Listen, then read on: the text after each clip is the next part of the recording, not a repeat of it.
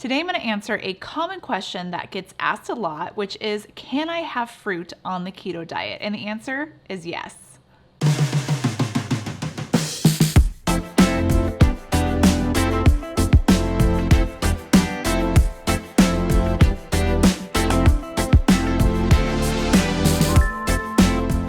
Now, before you guys get all upset and say, well, most fruits are keto, well, you're kind of right in the sense of you're talking about a sweet fruit, but you're also wrong because there's actually a lot of fruits out there that people mistake for vegetables, and believe it or not, they're actually pretty much almost all keto. So before we get into what fruits are ketogenic, let's first talk about the definition of a fruit. Fruits are seed-bearing structures that form from the flowering plant itself. Now, in terms of culinary senses, we think more of fruit being sweet and vegetables being more savory and bitter. But from a botanical perspective, a fruit is anything that bears seeds and comes from a flower of a plant. And believe it or not, that actually is quite a lot of vegetables that you thought were vegetables are actually fruits. A classic botanical definition of a vegetable is anything that you eat, either like the stems, like the green veggie part of a plant, or the root. So that technically is a vegetable, but anything that has seeds is a fruit. So let's talk about some common fruits that you can have on the keto diet. Now, the first category of fruits that you can have on the keto diet that a lot of people already know about is berries. So there's 4 different types of common berries that I like to say that are allowed on the keto diet. The first one is strawberries. 1 cup of strawberries has 11.7 total carbs and 8.7 net carbs. There's lots of things you can make with strawberries. I have delicious recipes for strawberry shortcake, strawberry muffins, a strawberry chia pudding. Strawberries are just a great way to sweeten up any dish, and they make a delicious dessert too if you're just needing something a little sweet. Before we move on to our next keto-proof fruit, I want to take time to thank our sponsor for today's video, which is KetoFocus. You guys have heard me talk about KetoFocus before on my channel, and KetoFocus is a wellness brand that makes it easy to get the right vitamins and supplements and protein for your needs. Whether you're needing more glowing skin or better sleep or just more energy, KetoFocus has something for you. By using the results from a simple quiz that you take online, KetoFocus can customize your supplementation and deliver it right to your door. I've been using it for a few months, and I take the quiz ever so often just to see if my needs have changed, which they usually do. Sometimes I need more sleep or need better sleep. Sometimes I'm just feeling like I'm dragging and I need a little bit more energy. And so each time KetoFocus is going to customize my supplements based off of the answers to these questions. And the best part is that these boxes are shipped right to your door, and they come individually packed too. So all of my supplements for the day are in 1 pack, and this pack is compostable too. In my mix, I have vitamins like vitamin D. Just because of where I live in the world, I don't get enough vitamin D, so they recommended vitamin D as a supplement. I also have keratin to help with hair growth, along with ceramides and astaxanthin to help with my skin. If you guys are interested in trying KetoFocus supplements on your own, well then check out the link I have in the description box. Take the quiz and get your own personalized plan. Use my code KETO50 to get 50% off your first order. Once again, thank you KetoFocus for sponsoring this video. Another common berry on the keto diet is raspberries. Now, raspberries are great because they're a little bit lower in carbs. So 1 cup of raspberries has 14.7 grams of total carbs and 6.8 grams of net carbs. So they're more tart, and they really make good additions for desserts. Like, I have a recipe for raspberry crumble on my website that is so good. It's perfect for summertime. Another common fruit is blackberries. So 1 cup of blackberries has 13.8 grams of total carbs and 6.2 grams of net carbs. Now keep in mind, a cup of berries, that's a lot of berries. And most of the time I don't have a cup of berries in one sitting. I'm either making something that uses a cup of berries and it's spread throughout multiple servings, or I'm just enjoying like a few berries here and there, maybe at max like 1/4 of a cup, maybe a 1/2 cup if I go that route, but most of the time it's just a few. And the last berry that you can have on the keto diet is a blueberry. Now, blueberries generally are higher in carbohydrates, so 1 cup of blueberries has 21.4 grams of total carbs and 17.8 grams of net carbs. Now, keep in mind, blueberries are small, so there's going to be a lot of blueberries that can fit in that 1 cup measurement, and there's no way you're going to eat those all in one setting. Now, I do have a delicious keto fruit salad recipe for you guys that encompasses all of these great keto berries. And it's super easy to make. You can make it in like under 5 minutes. It's great for summertime, good side dish. You could even have it as a dessert or even have it for breakfast. Have that with a little bit of low carb yogurt or whipped cream. It's fabulous.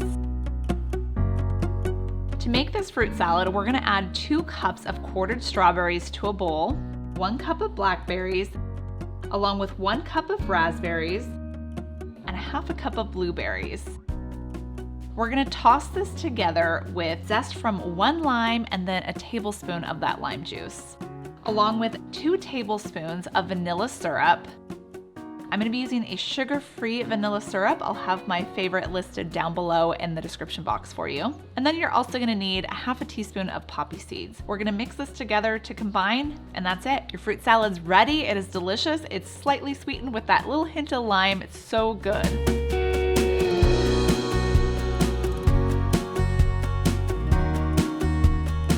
Another common fruit on the keto diet that you can have are avocados, and I have a whole video dedicated to avocados on my channel. Just click up here if you guys want to watch it. But avocado is a fruit because it has that giant seed inside, and avocados are incredibly keto friendly. Why? Because 1 medium-sized avocado has 12 grams of total carbs and only 2 grams of net carbs, because avocados are mostly fiber, and you can do a lot of different things with an avocado. Just check out that video. You can make sweet items like brownies and puddings with them, or you can have them in a savory dish like this buffalo chicken stuffed avocado.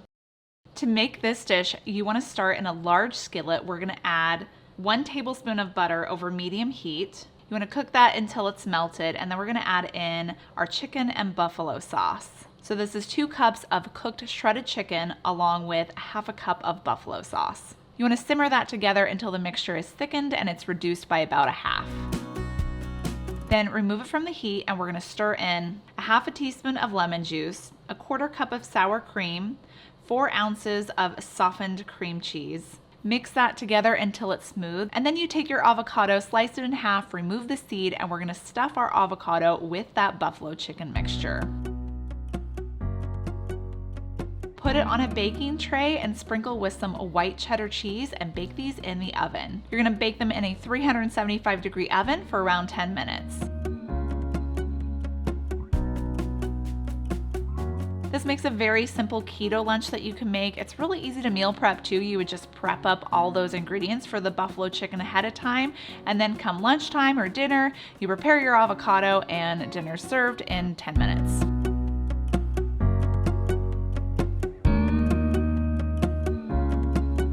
Another fruit that you can have on the keto diet is tomato, and this one's controversial. A lot of people don't think that tomatoes are keto, but they actually are. I mean, once again, you don't want to have like a ton of tomato, but really 1 medium beef steak tomato has 5 grams of total carbs and 4 grams of net carbs. Now, I like to use tomato in keto recipes to flavor a lot of dishes. Like if I'm making a pizza and want to have some pizza sauce, maybe some spaghetti or lasagna, all of these use tomato. And I'm not using a ton of tomato or a ton of tomato sauce, but it's just there to add a little bit of flavor. And I do have a recipe for some homemade tomato sauce that I like to use on my pizzas or in my lasagna. I'll make up a big batch of it, and it is a low in carb. It's guaranteed to not have any extra sugar in it because I'm not adding anything except for tomatoes. Well, and some other ingredients too. But a lot of those store-bought jarred cans of marinara sauce can have added sugars to it for flavor. So if you make your own, you know what you're putting into it, and it's really just as good. And it's a lot cheaper too, because a jar of keto-approved tomato sauce can be up as to like $10 a jar. Super expensive. To make your own pizza sauce, we're gonna start by adding some canned whole tomatoes into a food processor. I'm going to pulse those for around like 8 to 10 seconds just until the mixture is pureed and smooth.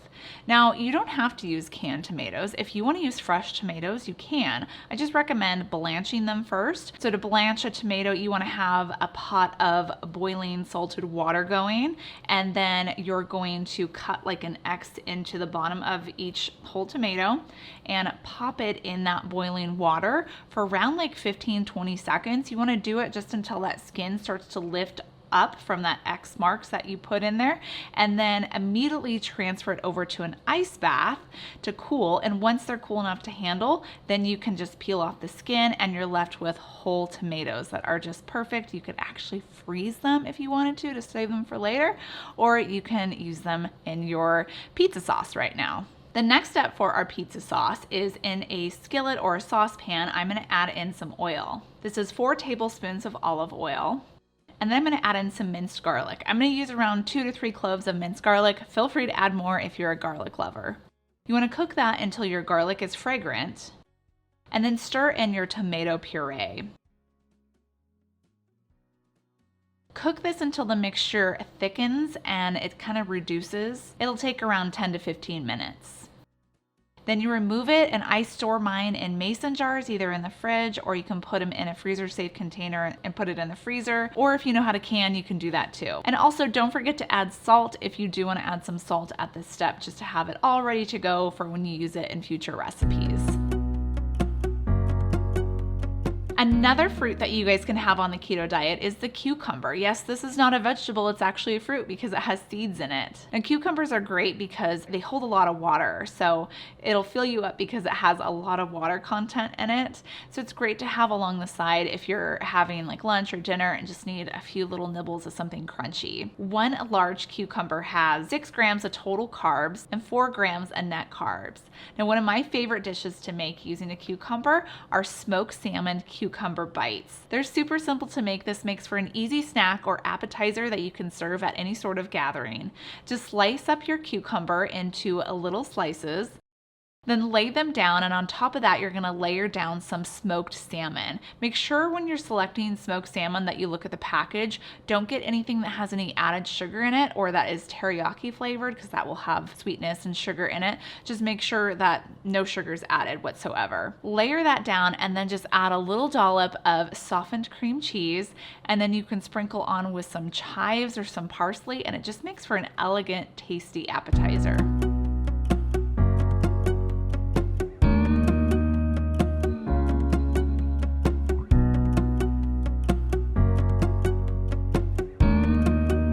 The next fruit that you can have on the keto diet is coconut, and we actually use coconut many different ways on the keto diet, from using it as a flour to milk to coconut cream. There's so many forms of coconut that you can have on the keto diet. One of the most common is coconut flour, and a lot of people don't like the taste of coconut flour, but I actually do like to use it in a lot of my keto baking along with almond flour, just because the combination of the two makes for the perfect texture that's just like regular all-purpose flour, and you don't get that overwhelming coconut taste either. Now, the benefit of using coconut in keto recipes is that it's high in fiber, and it also tends to absorb a lot of fluid. So if you're trying to make something that you do need some sort of a thickening element, keep that in mind when you're selecting one of your keto flours. And this is a good point to bring up if you're trying to convert some of your favorite traditional recipes into a ketogenic version. You can't just go 1-to-1 conversion. So 1 cup of all-purpose flour does not equal 1 cup of coconut flour, because that coconut flour tends to absorb a lot of fluid.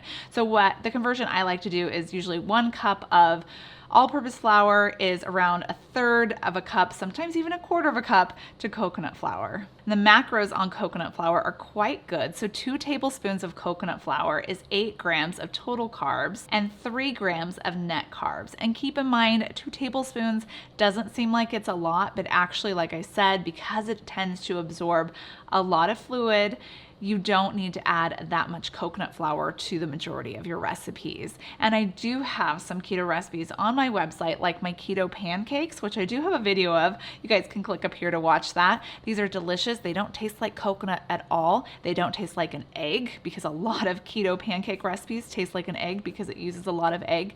But this recipe is so good. It's fabulous, and I get compliments on it all the time. Another fruit that you can have on the keto diet, and this one is commonly mistaken as a vegetable, are peppers. So any type of pepper, from a bell pepper to a chili pepper, they have seeds and they come from the flower of the plant. I like to have bell pepper in a lot of my keto recipes because it adds flavor. Now, I don't use a lot of it. Most of my dinner recipes, I'll use like a quarter of a bell pepper just because they do have carbohydrates in them and they can add up, but I don't go overboard with it. So one medium-sized green bell pepper has 5.2 total carbs and 3.5 net carbs. And if you're looking for a great recipe, this is a common recipe that a lot of people make on the keto diet because it's super simple. You can make keto stuffed peppers. And I have the full recipe on my website. It's just ground beef mixed with some cheese. It makes it super creamy, and you stuff it on the bell pepper and you bake it. It's a very, very simple keto dinner. Another category of fruits that you can have on the keto diet are pumpkin and squashes. Now, of course, you can't have all of these. There are some squash varieties that are actually quite high in carbohydrates, but pumpkin really isn't. You could have zucchini or yellow squash. Those are both keto approved too and lower in carbs. 1/4 cup of pumpkin puree has 5 grams of total carbs and 3.5 grams of net carbs. Now, this is good because pumpkin season comes around every year, and I love pumpkin around the fall. So it's nice to know that I can still enjoy a lot of my favorite pumpkin baked goods and not go overboard on the carbs. And especially because most of these recipes that I have on my website that are pumpkin based, and I do have videos on them as well, so check them out on this channel, they don't use a lot of pumpkin. I may be using like 1/4 of a cup or 1/2 a cup. Sometimes I use a full cup, but that's encompassing the entire recipe that makes multiple servings, so keep that in mind. Another fruit that you guys can have on the keto diet are olives, and a lot of people forget that olives are fruit, but they actually are. 1/4 cup of black olives has 4 grams of total carbs in it. Olives are a great snack that you guys can have if you do snack and want something in between meals, or you could have it along maybe with your lunch or dinner if you're trying to get a little bit of extra fat in too, because olives tend to be higher in fat. And I have a delicious recipe on my website for a green olive creamy Alfredo pasta. We make this in a large skillet. We melt down some butter over medium heat, add in garlic, and then cook that until the garlic is fragrant. Then in a small bowl, we whisk together 1.5 cups of heavy cream along with 1 egg yolk. Slowly pour in that cream mixture into your skillet. Stir until it's combined and continue cooking until that mixture thickens. It takes around 5 to 7 minutes. Once it's thickened, you're going to remove it from the heat, and then we stir in 1 cup of chopped up green olives, 1 cup of Parmesan cheese,